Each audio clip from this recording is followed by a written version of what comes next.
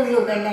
ബിരിയാണിക്ക്, നെയ്ച്ചോറിനും ഫ്രൈഡ് റൈസിനും ഉച്ചയൂണിനും ഒരുപോലെ കൂട്ടാൻ പറ്റുന്ന അച്ചാറാണ് കേട്ടോ ഇന്നത്തെ സ്പെഷ്യൽ. ഈ അച്ചാറിന്റെ സ്പെഷ്യൽ എന്ന് പറയാൻ കാരണം നമ്മൾ സാധാരണ ഉണ്ടാക്കുന്ന അച്ചാറിന് ചേർക്കുന്ന ഇൻഗ്രീഡിയൻസ് അല്ല, വെറൈറ്റി ഇൻഗ്രീഡിയൻസ് ചേർത്താണ് ഈ അച്ചാർ റെഡിയാക്കുന്നത്. ഫസ്റ്റ് നമുക്ക് 2-3 സാധനം വറുത്തെടുക്കാം. 1 ടീസ്പൂൺ കടുക് നല്ലോണം പൊട്ടി ഇത് ജാറിലേക്ക് മാറ്റുന്നുണ്ട്. 1/4 ടീസ്പൂൺ ചെറിയ ജീരകം, 1 ടേബിൾ സ്പൂൺ കുരുമുളക്. ഈ അച്ചാറിന് കുരുമുളക് കൂടുതൽ വേണം. ഇത് നല്ലോണം വറുത്തെടുക്കാം.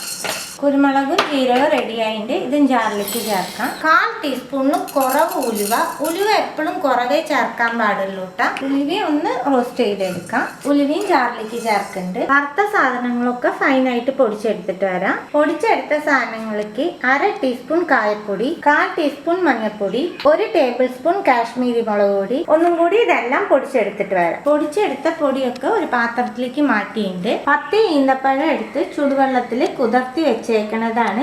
ഈ വെള്ളത്തോടു കൂടി ഫൈനായിട്ട് അരച്ചെടുത്തിട്ട് വരാം. ഈന്തപ്പഴം ഫൈനായിട്ട് അരച്ചെടുത്തിട്ടുണ്ട്. നമുക്ക് അച്ചാർ റെഡിയാക്കാം. പാനിലേക്ക് 1 ടേബിൾ സ്പൂൺ നല്ലെണ്ണ ചേർക്കുന്നുണ്ട്.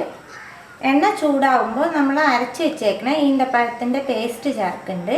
എണ്ണയിൽ 1 മിനിറ്റ് കുക്ക് ചെയ്തെടുക്കണം. ഈ ഈന്തപ്പഴത്തിൻ്റെ പേസ്റ്റ് 1 മിനിറ്റ് നമ്മൾ കുക്ക് ചെയ്യുമ്പോൾ ഈന്തപ്പഴത്തിൻ്റെ പേസ്റ്റിൻ്റെ കളർ മാറും കേട്ടോ. ഈ കളറാവും. നമ്മൾ ഇടുമ്പോൾ ഒരു ലൈറ്റ് ഒരു ക്രീം കളർ ആയിട്ടുണ്ട്, ഒരു ബ്രൗൺ കളർ പോലെ ആയിട്ടുണ്ട്. ഈ സമയത്ത് നമുക്കിതിലേക്ക് 2 ടേബിൾ സ്പൂൺ പഞ്ചസാര ആഡ് ചെയ്യണം. പഞ്ചസാര ഒന്ന് അലിയിച്ചെടുക്കാം. പഞ്ചസാര നല്ലോണം അലിഞ്ഞതിന് ശേഷം അച്ചാറിന് ആവശ്യമുള്ള ഉപ്പ് ചേർക്കുന്നുണ്ട്. 6 പച്ചമുളക് നീളനെ മുറിച്ചത്, കുറച്ച് വേപ്പില, ചെറിയ കഷ്ണം ഇഞ്ചി നീളനെ മുറിച്ചത്, 5-6 ഈന്തപ്പഴം, 20 ചെറിയ ഉള്ളി നീളനെ മുറിച്ചത് എല്ലാം മിക്സ് ചെയ്യാം. ഈ എണ്ണയിൽ തന്നെ ഉള്ളിയും പച്ചമുളകും ഒക്കെ ഒന്ന് സോഫ്റ്റ് ആക്കി എടുക്കാം. ഉള്ളി നല്ല സോഫ്റ്റായി വരുന്ന സമയത്ത് ഇതിലേക്ക് 1 ടേബിൾ സ്പൂൺ പുളിവെള്ളം ചേർക്കുന്നുണ്ട്. നമ്മൾ വറുത്ത് പൊടിച്ച് വെച്ച പൊടികൾ ചേർക്കാം. എല്ലാം കൂടി മിക്സ് ചെയ്ത് കൊടുത്ത് ഒന്ന് തിളച്ചോട്ടെ. പൊടികളുടെ പച്ചസ്വാദമൊക്കെ പോയിണ്ടാവും.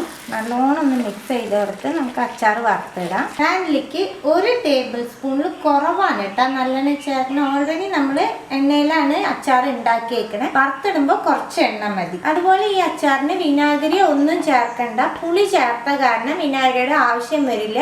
കുറേ ദിവസം കേടുകൂടാണ്ടിരിക്കും കേട്ടോ. കുറേ ദിവസം എന്ന് പറയുമ്പോൾ മാസങ്ങളോളം വർഷങ്ങളോളം അല്ല കേട്ടോ ഞാൻ പറയണ്ടേ. കുറേ ദിവസം നമുക്ക് ഫ്രിഡ്ജിൽ വെക്കാണ്ട് തന്നെ ഉപയോഗിക്കാൻ പറ്റും. ഫ്രിഡ്ജിൽ നിങ്ങൾ വെക്കുകയാണെന്നുണ്ടെങ്കിൽ നിങ്ങൾക്ക് മാസങ്ങളോളം യൂസ് ചെയ്യാം. എണ്ണ ചൂടാകുമ്പോൾ 1/2 ടീസ്പൂൺ കടുക് പൊട്ടുമ്പോൾ കുറച്ച് വേപ്പിലയും 2 ചുവന്നമുളകും ചേർക്കുന്നുണ്ട്.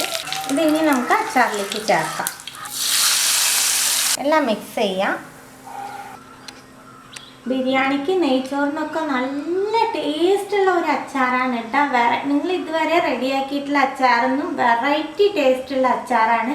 സിമ്പിളായിട്ട് നമുക്ക് റെഡിയാക്കാനും പറ്റും. ഇനി ബിരിയാണി, നെയ്ച്ചോറൊക്കെ ഉണ്ടാക്കുമ്പോൾ ഇതുപോലെ അച്ചാർ റെഡിയാക്കി നോക്കൂ. നിങ്ങൾക്ക് ഉറപ്പായി ഇഷ്ടമാവും. ട്രൈ ചെയ്ത് നിങ്ങളുടെ ഫീഡ്ബാക്കൊക്കെ അറിയിക്കുക. പുതിയൊരു റെസിപ്പി ആയിട്ട് അടുത്ത വീഡിയോയിൽ കാണാം. See you. ബൈ.